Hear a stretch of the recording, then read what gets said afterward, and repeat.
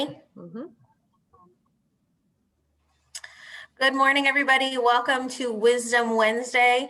Thank you for joining us and learning some of these awesome strategies with us. We have a guest presenter with us today, Christina darn it, and I practiced it right before. Jen can edit that out. Christina Grigoropoulos from Freedom High School is here to talk with us about using QR codes in the classroom. So Christina, take it away.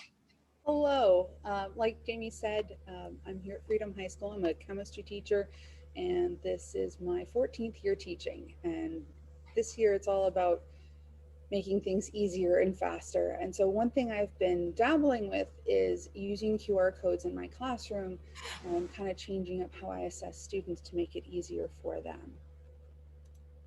Okay. First thing, if you're not familiar with QR codes, the QR stands for quick response, is those square two-dimensional barcodes that we see. They're easily read by cell phone cameras and they're pretty handy. Let me show you here. They have been used all over the place. My newest favorite is sharing Wi-Fi passwords, but you can have it demonstrate text. I know if you've been in a restaurant, a lot of restaurants got rid of paper menus and instead had a QR code that would bring patrons to a website with the full menu. So they're pretty handy. This is what a QR code looks like. And right now, I'd like you, if it's convenient, to pull out your cell phone and scan the barcode on the screen. If you have an iOS or an Apple iPhone, the QR code reader is built right into the camera. So all you have to do is take out a camera and scan the screen. After polling my students, many of them, their phones, even though they're Android, also have a QR code reader built in. And if not, you can download some from your phone's app store. So if you scan it, it should say you did it. I did it. I'm not singing Dora in my head. Okay. Now, one last time.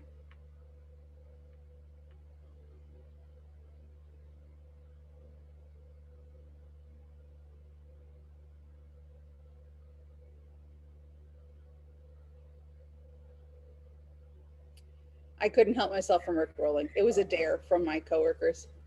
That's amazing. Just some levity for the morning.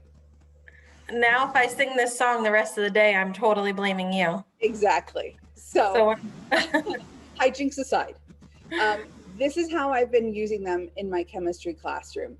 I first started it when I was doing the mold chapter in January, and I wanted to give my students practice in calculating the molar mass. In the past, I would have given them a worksheet. In the recent years, I would have given them a worksheet with the numerical answers so they knew if they were doing it correctly, and they had to show me the work that would support that answer. And that worked better because the kids were able to work independently and I was able to circulate and help those who needed. This year, I did this in Publisher, but you can do it in Word or PowerPoint. I just made little cards, and you'll see in the top right corner, the one on the right, there's a lowercase f. So I had a backup plan that in case the QR codes didn't work, I could just print the answer key for them. But what it would be is I printed them on slips of paper, and you can also print them on cardstock and then laminate them for future use, which is what I've done a lot of the time. If you're too lazy to do that, put a piece of clear packing tape over the QR code to keep it from degrading throughout the day. And the kids loved it. I cut them, I separated them, I put them in a stack in just a small bin in my classroom. And they would take one back to their desk, they would do the calculation, they would check to see if they were right, and then they'd go back and get another one. And my technique with that is I tell them they had to do, let's say, 5 or 7, and I told them they could do more than that for extra credit, or they could get credit by helping another student who was confused. So if they got it after 5, and they went over to another student and helped them and initialed their paper, then that would count as work that they had done as well because they were helping another classmate. If you look, the QR codes look very different. And one of the reasons for that is the QR code, the boxes get smaller as you have additional information. So same program. And then I did it again for the mole conversions where students were doing mole to mass, mass to mole. And I also in that one included the difficulty, a level 1 or level 2. So students were able to accrue points. So I told them they had to earn 10 points for the day. And so they could get 1 point for a level 1 problem, 2 points for a level 2 problem, um, as well as helping other students. I did this last week. We were practicing limiting and excess reactant. So I had my students preparing recipes and really trying to relate stoichiometry, which is an abstract chemistry concept, with real life, and making these students understand that they do stoichiometry every day. This one was a little bit challenging because instead of putting text, I wanted to link to a picture. And so linking to the picture was a little bit weird. I had to first upload it to my Canvas page, the image, and then I had to go to the picture, and Chrome actually helped me the QR code. The first time students scan this, they need to log into Canvas, and then every time in the future, that session, they're already logged in, but they really enjoyed it. I really like using QR codes, and here are the main 3 reasons. Okay, first off, it gives them ownership over their own learning.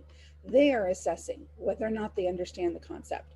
It provides timely feedback. They get instant feedback on whether or not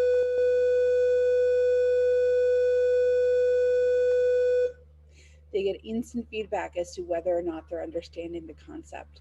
Honestly, it's also cheap. All it cost me was a little bit of paper.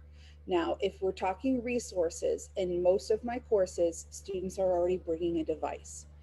If that's not possible for you, I have done it when I took my Chromebook that was issued by the school, and I just had the camera set up there and the students used the camera. The QR codes are so quick that they can just flash the card in front of the camera, see if they're right, and you could do an entire class off of a single device. Students in my class, if it's not working for them or if they don't have signal, they just borrow a friend's. So they're like, hey, can I steal your phone for a second? Or you can have them work in partners. And my favorite part, this is all reusable for next year. So I don't have to do anything new sort of prep. I can choose to print new cards, and if they're laminated, they're already done. And that's less work for me in the future. Here are some quotes directly from my students regarding their opinion of using QR codes in the classroom.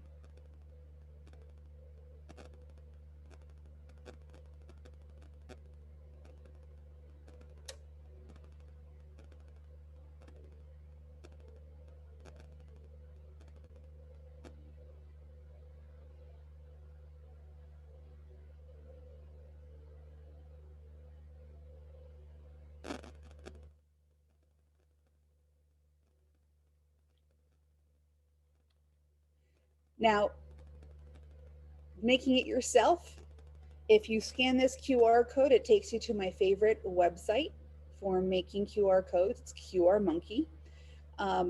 All you have to do is create the QR code, download it to your computer, and then it's as easy as inserting a picture to whatever you're doing, whether it's a PowerPoint, a Word document, etc.